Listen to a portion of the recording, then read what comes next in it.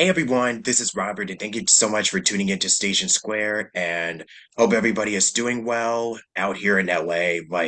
I think the last time I checked, I think the fires are nearly contained, but we're still not quite out of the woods just yet. So it's going to be a long recovery. So I know that the beginning of the year has been it's been quite a time. So I just wanted to give, Stressful.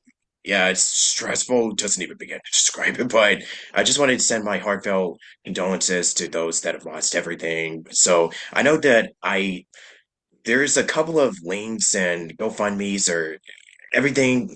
I know there's a lot of different resources where you can donate to those that are victims and everything else that is just kind of in between. Like, I know there's just so much that would needs to be done and rebuild. And trust me when I say that it's going to be a long recovery process, but at the end of the day, we're just kind of still doing our thing, just doing our best to stay sane during these times. And yeah, I just don't want to linger too much on this because I know it's been a really, really terrible time for all of us here in the West Coast. But yeah, I know that I'm probably going to share some more about that, like probably towards the end, like with resources of links and what is it that you can do to donate. But yeah, today I just wanted to start off with this right off the bat because I know this is something that none of us really expected to start off January like this, but yeah, such is the new year. And now that we're under like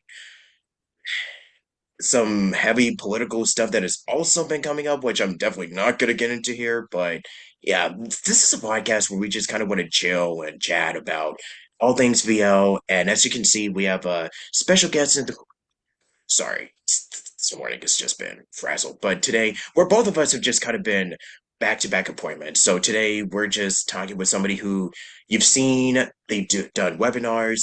They've been in the business for well over 30, 40 years. Ladies and gentlemen, this is Julie Williams, and you might know her for well, she actually used to do the VoiceOver Momentum, but as she has in the background. So today, we're going to be talking with Julie just to alleviate the stress of just with everything that's just been happening. So, how are you doing on this? Yeah, I think it's still morning. Yeah, how are you doing this morning? Doing good. Yeah, it's barely still morning here, but yeah, it's still morning. I'm doing very well. I've been looking forward to this. We've been playing phone tag for I what, 2 weeks or know. something, trying to get this thing set Yeah, up. it's been some time. So I'm Yeah. really looking forward to talking voiceover with you today. That'll be cool. Oh yeah, yeah.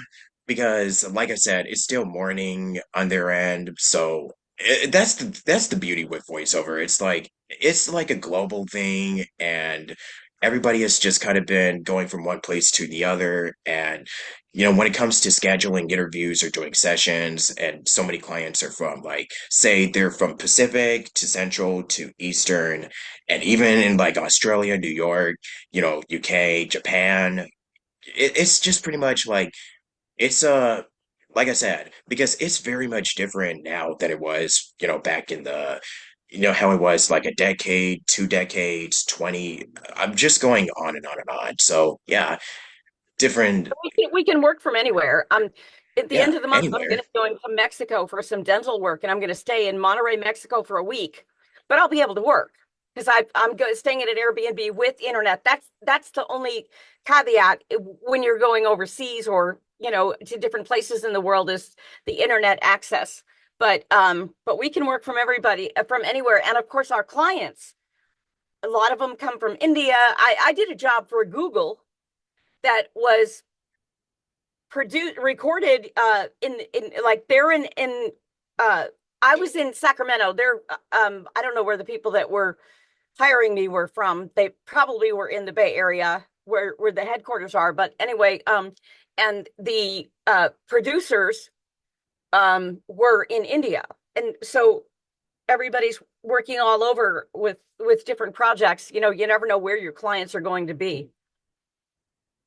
Yeah, like I said, it's definitely been like I've also noticed that, and this is something that's been talked about on the show before, but I think ever since I think it was post-pandemic, like, and especially during like, the times where everybody had to, stay home and not really go anywhere, it definitely kind of just grew and exploded into this this industry where a lot of people that are just coming from theater, radio, and so on and so forth that are just getting started. And there's so much more that have just been, still popping up everywhere. Like, it's just insane with the amount of people that I've had on my show that literally got their start right during the I guess the crux of the pandemic, and now they're doing AAA video games, promo, e-learning. The possibilities are just endless right now. Yeah, there is COVID had a huge impact in more ways than just new people deciding that a lot of people liked working at home and then they decided, well, I'm not going to go back, or they lost their jobs and decide this is the time to fulfill the dream I've had all my life, and then those are the newbies, right? And then a lot of people also who have been in voiceover doing it part-time stopped being able to go to work, or maybe they lost their job, they're not working at home, or they rearrange their schedule more easily because they don't have to travel to work. And so they start doing voiceover a lot more. And then I've also noticed, because I'm in Texas, okay, that there are New York and LA, particularly, a little bit Chicago, we're really picky and less willing to uh, hire talents from outside of those areas, or an agent was not willing to represent someone. So in those areas, a lot of times it was still you go to a job. I haven't gone to a job I did a national for Spectrum, and like 4 years ago or something, I went into a studio. I don't think everything else I've done, I've recorded from home. I've done some with clients on the line. Most of the time, I don't even have to do that because I get established clients and they just send it to me and say, get it done. But that was one thing. And then talent who lived in those areas that were very busy working never bothered to get a home studio because they were always going into the studio to record.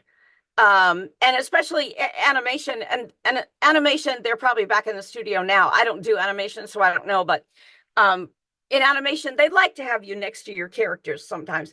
But video games, I know that they get people from all over, and they have locals, so it opened up the larger markets for everybody, and it forced those um, who have been very busy working but have no idea how to record something to get a studio and learn how to use it, and then start working, you know, remotely from home when they really knew nothing about it. Nobody dreamed they would ever have to before. So a lot of impact that COVID had on the industry. Yeah, I think part of the main reason why COVID had such a large impact on the industry was because of most of the actors that are used to going into recording studios and they used to do sessions with an engineer, they talk with a director, or sometimes it could be ensemble, but now it's becoming so rare. Like, I mean, for ensemble, like, I know that a lot of studios are still doing in-person stuff, but when it comes to ensemble recordings, that is still super rare, especially if you're doing video games or like anime dubbing or promos and pretty much anything that I just mentioned before. I think is kind of starting to become like, I don't want to say it's completely obsolete, but yeah, it's just I mean, I know why, because I mean, either it's to save money or it's because a lot of actors just kind of go in, one person, like say if an actor has a session at like 10 o'clock or they're doing a 4 hour session on a video game, then the next person comes in. So there can be many different factors, but yeah, I really personally do feel like when it comes to recording with another actor and feeding off of their energy, or if you're doing a story with another person, like feeding off of their energy just really gives a more believable and a much more fun and a very how's what's the word, serendipitous performance. Yeah, let's I use get that. it. Yeah. I think that's very important for different areas. Where like acting areas. Like what I Yes. do is more storytelling. I'll do the e-learning and I'll do the audiobooks and I'll, all of the Oh, um, infomercials Audiobooks. or commercials and all of those things, which don't have me playing a part most of the time.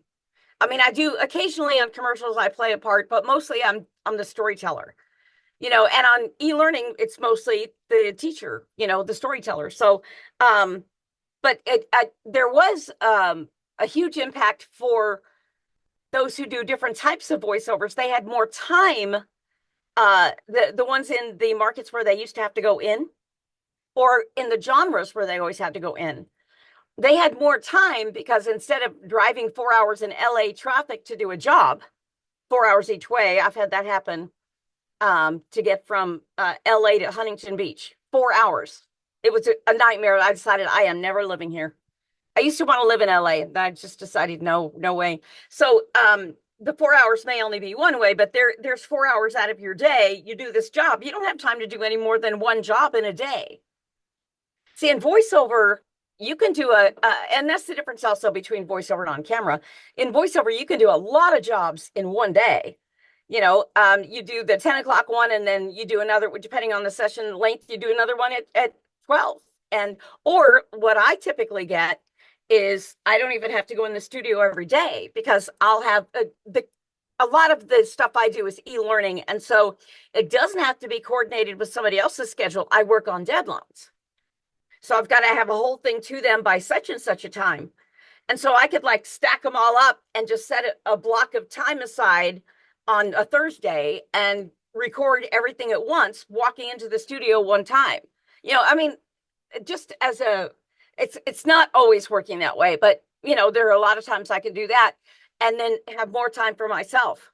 I've worked full time, more time to market myself, more time to create marketing projects with my assistant, and to go to the gym. And so that's one of the things I love about working at home is a voiceover talent. Oh yeah, I definitely can attest to the gym part, or especially just getting up and just walking around exercising and just keep the heart pumping because most of the time you're either in here just recording stuff and most of the whether it's I mean, I personally stand when I'm recording, but when it comes to I guess the long the audiobooks or stuff like that, you can kind of sit down and most of the time, like I said, you're just doing it by yourself and there's going to be moments where you're just kind of like, okay, I've been in here for way too long. I need to get some fresh air. Like right now, for instance, the sun is coming out. So who knows? I might go outside and just jog or just do something just to keep the keep the blood flowing. You know what I'm saying? And Yeah, just I not do that sit around. with Yeah. audiobooks because I'll start getting sciatica in my left leg if I sit more than, and I sit down a lot, especially for something like an audiobook. I don't want to stand for the whole time for the audiobook. And Exactly. Me you need neither. you need to sound the same in chapter one as you do in chapter six. And sometimes you can have a different sound if you're standing. So I'll sit, but I can't sit for more than 2 hours without starting to get the sciatica. So I usually and then after 2 hours I start making mistakes. So I usually take a break and I don't do more than 2 hours at a time unless needed. Um, but I'll do chunks of time in 2 hours. And if it comes to an audiobook, I'll either just do 2 hours a day or 2 hours in the morning and 2 hours in the afternoon to get a 4 hour day done. But I don't do these marathon audiobook sessions. Some people do and they can get around. I just say, I won't give them a 48-hour deadline. I won't take that book. You know what I mean? I've had real tight deadlines and I never want to do that again. So they can have that book. There's always another one. And e-learning, my typical e-learning is probably about 20 finished minutes. So it takes me about 30 finished minutes to record it because I don't make many mistakes. And then I send it off to my editor who looks for mistakes and cleans it up and edits it, and we send it to the client. So it doesn't take that long, so I can do a number of jobs. And also I can record longer than 3 hours because, I might sit for one and stand for another. And, so then it's not too hard. But for me, sitting for a long time, like long car rides if I'm driving, If I'm not driving, I can move around, but if I'm driving, I'm pretty much stuck with the sciatica. So we have to work around things like that, but we can, and we can work it in our schedule where we record to this, and then we have our daily walk at lunchtime. We all need that, and then that'll reset us. We can ponder what we're doing the rest of the day. We can a lot of times, depending on how I'm feeling, I might take a nap, especially if I have something that's racking my brain. I'm trying to figure out how to do a certain thing, like how can I make it work there? I do this and that. When it doesn't seem like they would go together or whatever. I take a nap and I wake up with the answer. So that can be very helpful. Yeah. I mean, So you just got it. Oh, sorry, continue. sorry. So the pandemic has opened up a lot of opportunities in AI. I mean, let me do that again. Can you edit that out? Yeah. Okay, but maybe not. The pandemic has opened a lot of opportunities in voiceover, but AI is scary. AI coming up can have an impact on us. Most of the time, AI is not really great right now. You've heard them make mistakes all the time, and the voices are not personable. Some are a little bit more so. So I think AI is about at the level of a mediocre voiceover talent. Okay. But a great voiceover talent can beat AI unless somebody wants to go the budget approach. And then, no matter what, they're not going to hire you. So, but for the bigger jobs, I believe AI might be going for some of them.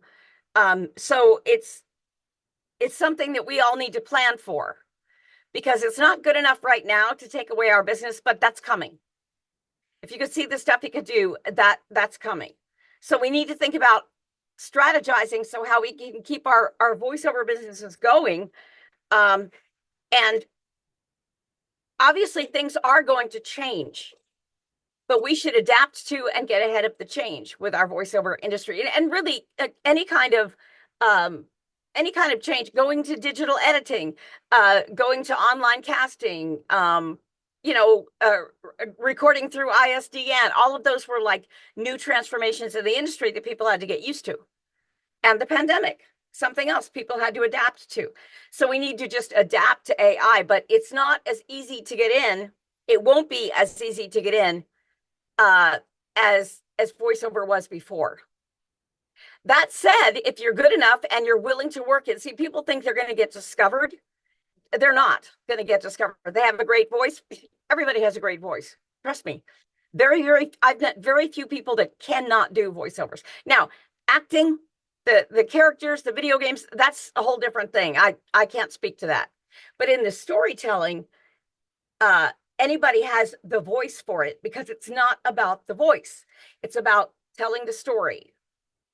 Um, and then if you do medical narration, which is one of my specialties, um, it's about telling the story, even if you don't know the story, you don't understand what you're saying. And so it's not like an actor. You can look at, what's my motivation and what's the story here, right? And the backstory. Um, in this, you're looking at it and you're like, I have no clue what they're saying here, but you have to say it as if you do. And that's another whole challenge. And that's really tough. That's probably going to survive AI longer unless people decide that they'll sacrifice on a little voiceover quality for budget for AI. So, but there are ways that people can become the AI voices as well. And so I've got a webinar coming up on February 18th with a guy named Tom Deere. He's the expert at this. And he's talking about how to adapt your business, or if you're new to start a business, being part of AI or responding to AI, and everything from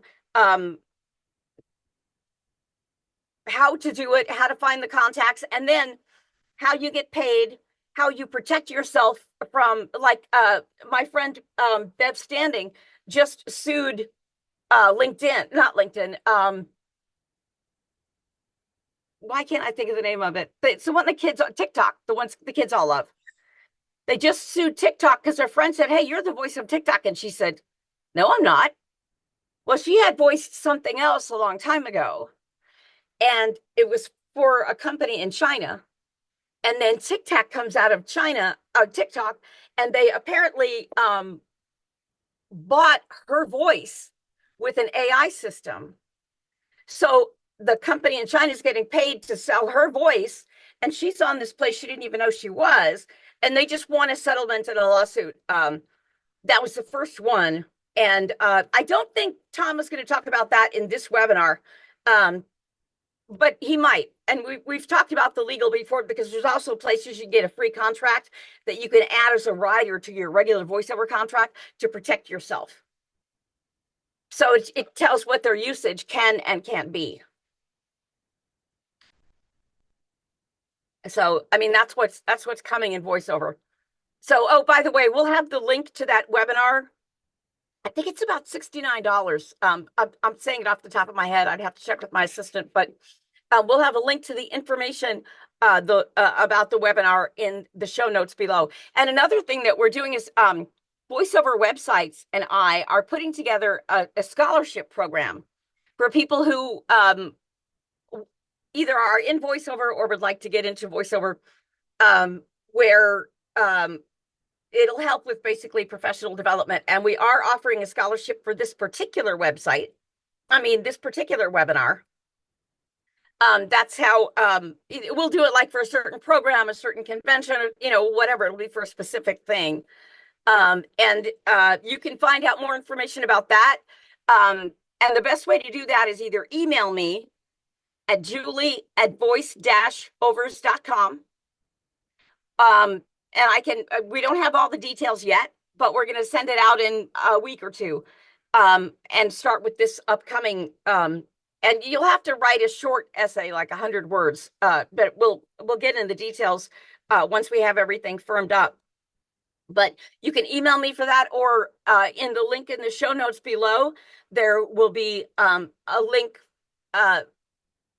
to get on our mailing list.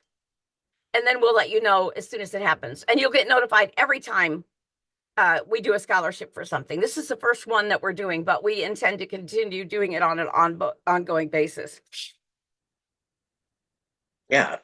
Thank you so much for sharing. That just kind of answered a lot of the questions that I actually had for today. So yeah, we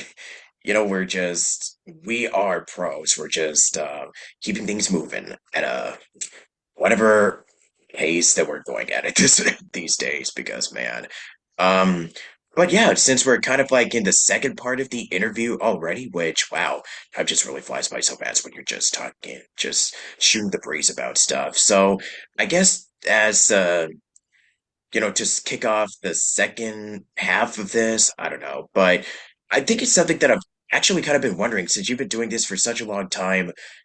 I guess what is your kind of background when it comes to voiceover, or just pretty much how you got started, the generic same old Okay. I got started back in 1977. So I've been doing this for close to 50 years. 50 And years, so it so was close. I've seen a lot of changes in the industry. I got started in radio as a DJ in radio, and then you start doing commercials for the radio station, and you're not paid extra for them. Unless a lot of times you are, if a client who's buying advertising has you do the commercial, and then they want to take it and air it on other stations, then you usually get a little fee, $50 or something. It's not much, but and radio talent typically aren't the best voiceover talent. Voiceover is actually a different industry, but early on I discovered that I could make money on the side doing commercials. And so really by 78, I was not just on the radio and moving up in my radio career, to the bigger stations pretty quickly, but also working at the University of Florida Institute of Food and Agricultural Sciences, doing their back then there were phone numbers you could call, and you could find out, how to plant such and such, what this pesticide does, all these different topics. And I would do about 5 to 10 minute videos, not videos. I would record 5 to 10 minute audio sessions that they would edit and put on the phone number. And so I would just go in there a few hours a day and record one after the other after the other. And then I continued in my voiceover career and realized that, I can make a lot more money in voiceover than in radio. And I still did both because my last radio job I loved so much. I was there for 12 years. It was for a Christian radio network, K Love Radio Network. They're all over the world now with 30 million plus listeners, so you might know them. Yeah, I remember now. Yeah. Yeah, they're now in LA there was a Spanish, a Mexican station called K Love as well. This is Christian K Love. Um, so and with signals all over the place.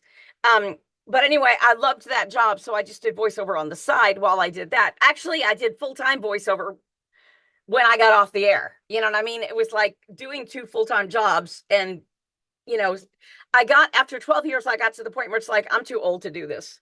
So I left the radio job to do just working for myself full-time. So so I've been doing full-time voiceover since probably the 90s.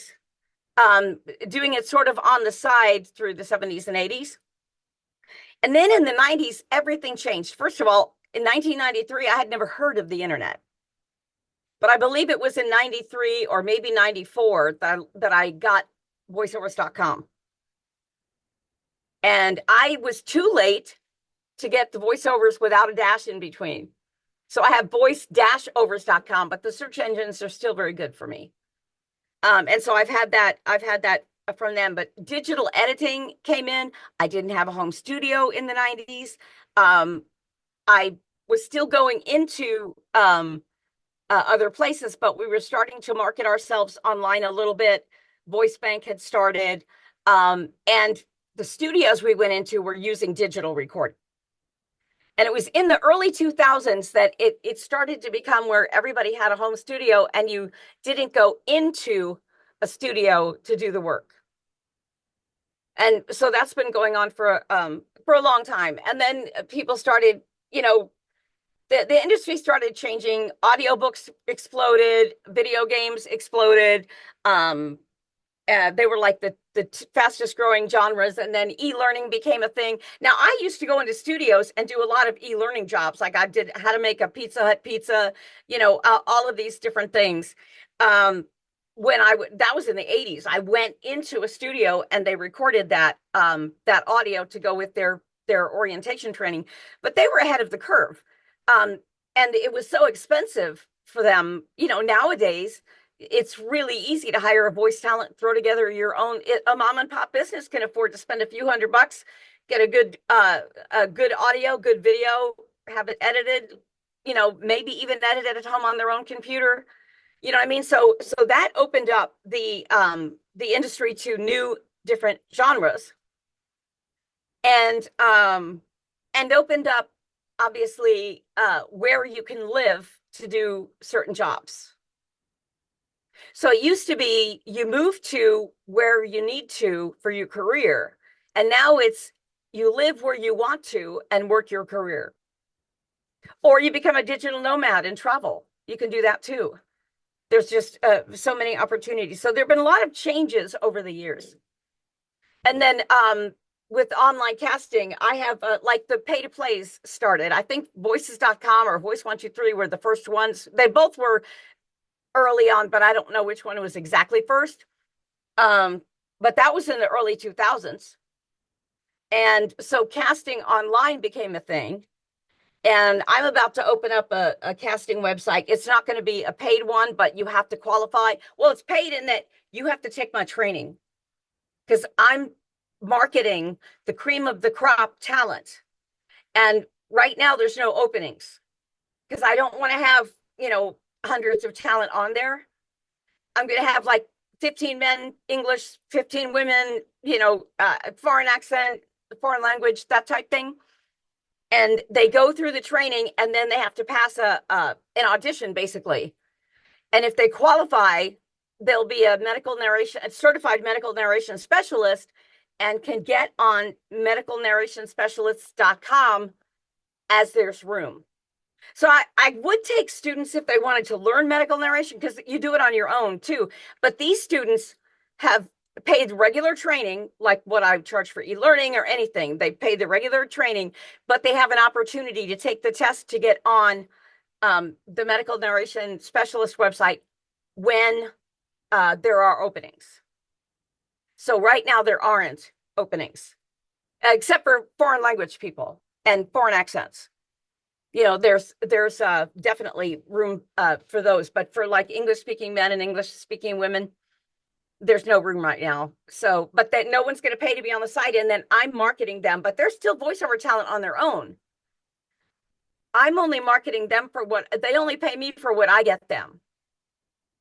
And then everything else, they do their own career on the side too, or have this be part of their own career. That's ideal. And then as they progress it with, say, I got you a client, the next time you can't go to that client by yourself next time, but you can go anywhere else. You can go to another client, but if you go to, XYZ client that I gave you, it has to go through me, which makes sense. But we'll be doing our best to get a major national marketing campaign up. The site should be up by April 1st. We're working on the foundational stuff right now, getting all the talents, audio and video demos together and stuff like that. So that's another change that's coming. And AI might really end up affecting a lot of casting sites, but medical will hold out longer. So, and I might hold out a lot longer. I don't know. But it's definitely a good market to get into now. I mean, the future's always uncertain, so we'll just see how it all pans out, honestly. So before we do close out, we could just talk about the voiceover momentum because I know it's been in the background for pretty Oh much yeah, this entire VoiceOver time now. Momentum was a membership. I actually closed it because I don't have the time for it. But I was giving, they did a monthly fee. I think it was about $39 a month, and got lots and lots and lots and lots of training videos. And we had twice a week, we had get togethers where we would do live. One time it was Monday Morning Momentum, which was talking about, how you did last week, what you're going to do this week to keep the momentum rolling. Because you can have good momentum, but in 3 weeks, you don't have it anymore. But this way you refresh the momentum every Monday. And then on Thursdays, we would have a regular workout where I would critique everybody on a script and teach on Thursdays. And it was all included. But I just didn't have the time anymore to do that. So I closed VoiceOver Momentum at the end of the year. I just haven't changed my background yet. My assistant is working on the graphics for that. So there's no getting into that. Anything else? Yeah, and speaking of which, I kind of do want to give a shout out to the guest, Samantha Domenio, Miano. Yeah, I'm so sorry. Really, Damiano. Samantha Damiano. Damiano. Thank Mhm. you. Yeah, I just want to give a shout out to Samantha because when we had that interview, which I also had Samantha on my show in the past. So if you want to check that out, like we go more in depth about I mean she talked a lot about, farming and how and I think that's another thing too, because like with people coming from different backgrounds and going into voiceover, they use a lot of those skills. And this is pretty much like their daily 9 to 5. Like this is pretty much what they do professionally for a living now. So something that started out as like, a little hobby, like you were mentioning earlier, it just grew into something even bigger. So like I said, you never know. Yeah. Possibilities are endless. Yep. Right. That's awesome. If you have any questions for me, just email Julie at voice-overs.com. Questions about, there'll be a lot of information in the show notes below, but questions about my coaching or about the AI webinar, and getting on the list to find out about other webinars we have coming up. We're going to have a 3-week class on AI, and that's more how to use AI in your business to market and get clients and stuff like that. That's not as much about what this upcoming one is, which is about how to get into the voicing part of AI if you want to go that direction. So email me at julie at voice-overs.com, and ask me about the scholarship. You can ask me about anything. Course. I don't think there's really much else. Like I would normally ask like, oh, where can people keep up to date or where can people check out your socials? But I think it kind of just listed it off everything. And I'll Yeah, if just you include it get a again. hold of me, Yeah. if you get on my list, I'll basically tell you what's going on. Yeah. Uh, and and then we also have occasionally do I have a YouTube channel.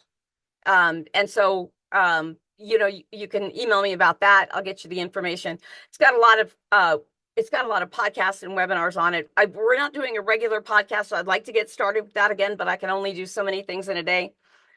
Um, so that's a VoiceOver Insider podcast, and that's not actually, if you go to voiceoverinsider.com, there are, you know, probably 100 podcasts on there, um, from 2010 or 2011 on, something like that. But we don't have new ones on there. But it's still, a lot of it is still great information. Some of it are techniques, and there's just a lot of great podcasts there about how to build a studio. You name it. There's some voiceover podcasts on there. But that's not getting refreshed. The YouTube channel will be refreshed on occasion. Um, but we don't have a regular podcast that does that. Right on.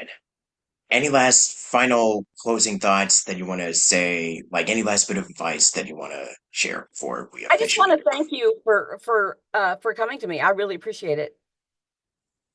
Yep, of course. And as for my last bit of advice, um, it's what I keep saying. The possibilities are endless, and what else? What else was? Oh, and I know it's going to sound generic, but just do it. If anybody like, there's a lot of voiceover artists that have been doing this for about 40, 50 years, and there's a lot of newer talent that are just getting their start. So just always remember to be yourself. And with any opposing threats like AI, it doesn't beat the real deal. I mean, a human can deliver a much more natural, believable performance than any artificial robot. That's just my two If cents. good, in voiceover, a lot of humans can't. Trust me. But if they're good, they can. Here's one last thought: taking action on a bad plan is better than not taking action on a good one. For you procrastinators.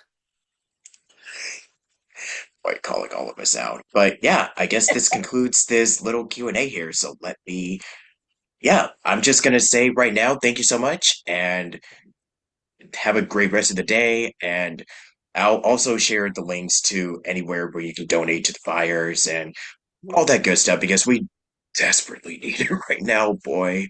But yeah, on that heavy note, have a great rest of the day and have an awesome weekend ahead. And let's have a much better February and better 2025 for all of us. Take care. Love you all. Stay awesome out there. Peace. Bye. Best of luck. Bye.